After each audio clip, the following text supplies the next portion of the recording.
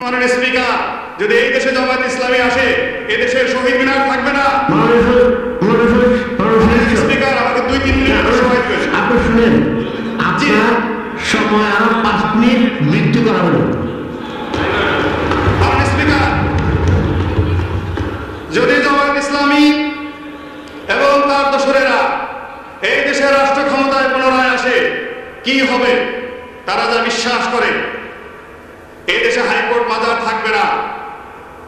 এই দেশে তারা প্রথম যে কাজ করবে, এই জিয়াউর রহমানের মাজার তারা নিজের হাতে ভেঙে ফেলবে সেই দিন।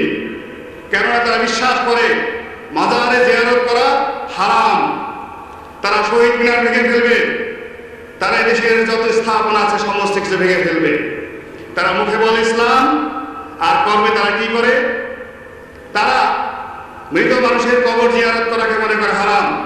আপনি দেখবেন জামায়াত ইসলামের মসজিদগুলোতে গিয়ে তারা নামাজ পড়ে, নামাজের পরে তারা মোনাজাত করে না। তারা মোনাজাত করাটাকে বেদাত মনে করে। তারা সফর করতে নিষেধ করে। তারা এমনকি বাংলাদেশে যে দ্বিতীয় বৃহত্তম জামাত হয় তাবলিগ জামাত, এই তাবলিগ জামায়াতের, বিশ্ব তাবলিগ জামায়াতের জামাতটাকে তারা হারাম মনে করে এই জামায়াত ইসলামী। এইভাবে তারা ইসলামের নামে দেশ এবং জাতিকে বিভ্রান্ত করতেছে। জামায়াত ইসলামী দলটি আপনি জানেন মাননীয় স্পিকার 1941 সালে প্রতিষ্ঠা হয়েছিল।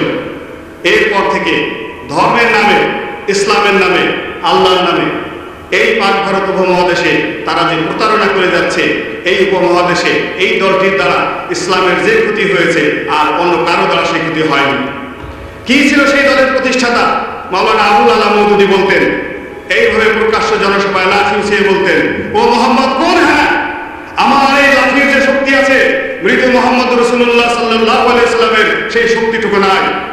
এই হলো তাদের ইসলাম, এই হলো তাদের ধর্ম।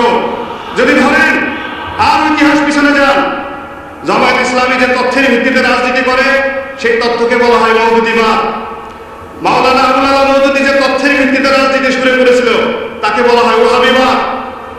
1756 থেকে 1786 খ্রিস্টাব্দ পর্যন্ত সৌদি আরবের মাটিতে এই মাওলানা আবু ওহাব নজদি যে রাজনীতি শুরু করেছিলেন, আল্লাহ রাসূলকে অবমাননা রাজনীতি, যে রাজনীতি শুরু করেছিলেন, সাহাবায়ে কেরামদের অবমাননা রাজনীতি, সমস্ত 10,000 সাহাবীদের সমস্ত কবর তিনি ভেঙে চুরমার করে দিয়েছিলেন। এবং তিনি একই কথা বলতেন যে মুহাম্মদ রাসূলুল্লাহ এবং তার সাহাবী যারা মারা গেছেন তাদের ন্যূনতম শক্তি নাই, তাদের কোনো ক্ষমতা নাই, তাদের কোনো মর্যাদা নাই। সেই রাজনীতি যদি এই জমিনে হয়, তাহলে বর্তমান প্রেক্ষাপটে